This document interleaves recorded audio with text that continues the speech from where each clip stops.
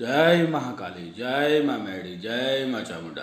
दोस्तों, आज एक बार फिर से मेरे चैनल श्री महाकाली दरबार में आपका स्वागत करता हूँ। दोस्तों, मैंने लास्ट वीडियो में मसानी मैडी के 84 खाते की बात की थी और उसमें बताया था कि 84 खाते में मसानी कालिका भी होती है। तो आज उसी विषय में बताऊंगा कि महाकाली मसानी मैडी के 84 खाते में कैसे शामिल हुई। तो दोस्तों, इस विषय के पीछे एक कहानी है, एक राजा की कहानी है। तो वो कहानी में आज मैं आपको बताऊंगा, तो इस वीडियो का पूरा देखेगा। तो बात है गुजरात के प्रसिद्ध धाम माता महाकाली का गढ़, 4 युग की देवी माँ खप्पर जोगड़ी का गढ़, तीर्थ धाम पावागढ़ पर्वत की। पावागढ़ पर्वत उस समय चांपानेर राज्य में आता था और उसके राजा पते राजा के पिताजी मनु राजा थे। मनु राजा प्रतिदिन 1.25 सेर मीठे हलवे का भोग अपने हाथों से बनाकर पावागढ़ पर्वत पे जाके माताजी को, माता महाकाली को हाथों हाथ भोग देने, निवेद्य देने जाते थे। और एक दिन मनु राजा ने माताजी को भोग लगाकर माताजी को ये पूछा कि ये निवेद आपको पहुंचा कि नहीं, आपने ये भोग स्वीकार किया माता? ऐसा 4-5 बार पूछा।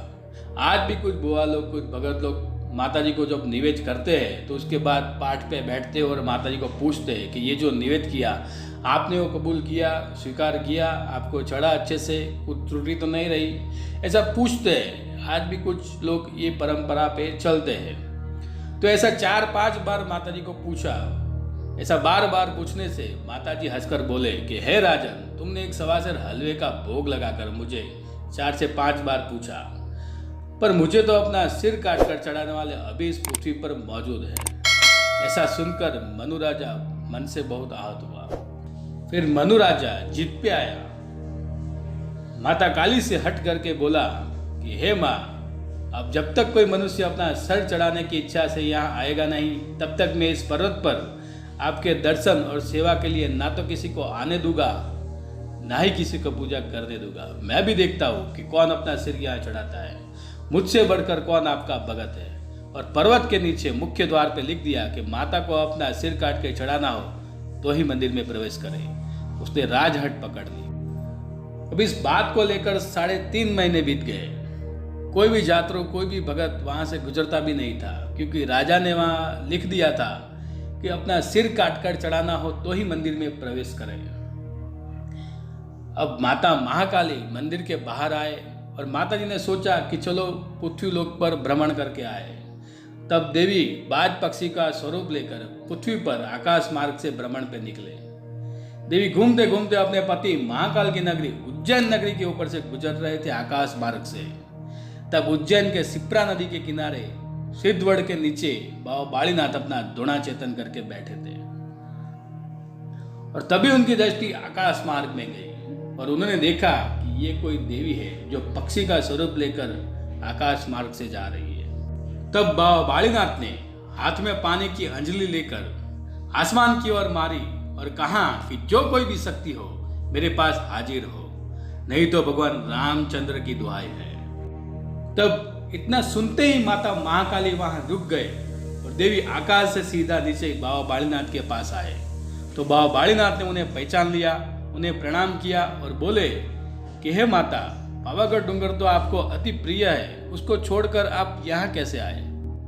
तब माता महाकाली ने सब हकीकत बोले और कहा कि मनु राजा ने इस बात से हाथ पकड़े हुए कहा है कि अब जब तक कोई मनुष्य अपना सिर काट कर चढ़ाने की इच्छा लेकर मेरे पास आएगा नहीं, तब तक ना तो मैं किसी को पूजा करने दूंगा और ना तो इस पर्वत पर कोई आ सकेगा।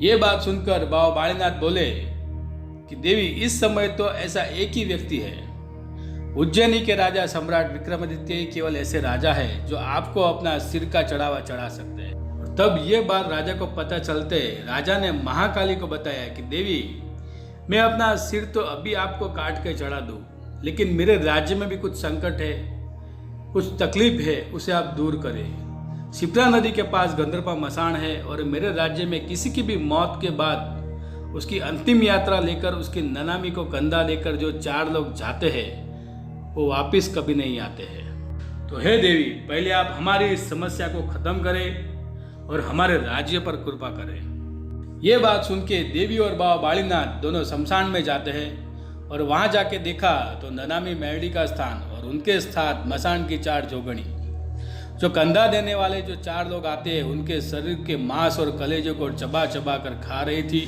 उनका खून पी रहे थे। तब देवी काली ने ऐसा करने से उनको रोका और 4 कंधे देने वाले के मौत के बदले में उन्हें 4 श्रीफल का भोग देने का वचन देते हुए ये कार्य बंद करवाया। आपने देखा होगा कि जो भी ननामी जाती है तो उनके साथ 4 नारियल बांधे होते हैं। वो जो 4 नारियल होते हैं वो इन्हीं 4 जोगणियों का होता है, जो विसामे के पास फोड़ा जाता है। तो माता महाकाली का मसान में जाने से देवी का एक मसानी रूप भी धारण हुआ। उस स्थान पर शमशान घाट पर ननामी मेरडी के साथ माता महाकाली ने भी स्थापना की और मरघट की काली का रूप धारण किया।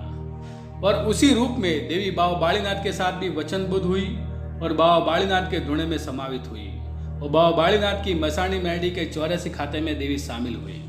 तो वापिस महाकाली माता पावागढ़ पर्वत पे जाते हैं और उनके साथ में बाबा बालीनाथ और राजा वीर विक्रम भी जाते हैं। और बाबा बालीनाथ और राजा विक्रम दोनों महाकाली की 16उपचार पूजा करते हैं। पूजा करने के बाद राजा विक्रम महाकाली को दंडवत प्रणाम करता है और अपने दोनों हाथ में खड़ग लेकर अपने सिर के ऊपर वार करता है और धड़ और मस्तक जुदा हो जाते हैं। और राजा विक्रम की और महाकाली की जय जयकार होने लगती है और ये बात मनु राजा को पता चलती है। तब मनु राजा आके वहाँ देखता है और महाकाली को दंडवत प्रणाम करता है और अपनी भूलों की क्षमा मांगता है। और उसके बाद मनु राजा भी अपने दोनों हाथ में खड़ग लेकर अपने सिर के ऊपर वार करता है और उनका भी धड़ और मस्तक जुदा हो जाते हैं। तब बाबा बालीनाथ महाकाली को प्रार्थना करते हैं कि इन दोनों को सजीवन करे। तब माता काली दोनों को सजीवन करते हैं और दोनों की जय जयकार होने लगती है। तो महाकाली की ये जो बात मैंने सुनी थी वो मैंने आपको बताई है। तो दोस्तों, देवी कालिका का ये मसानी रूप अति उग्र और भयंकर होता है।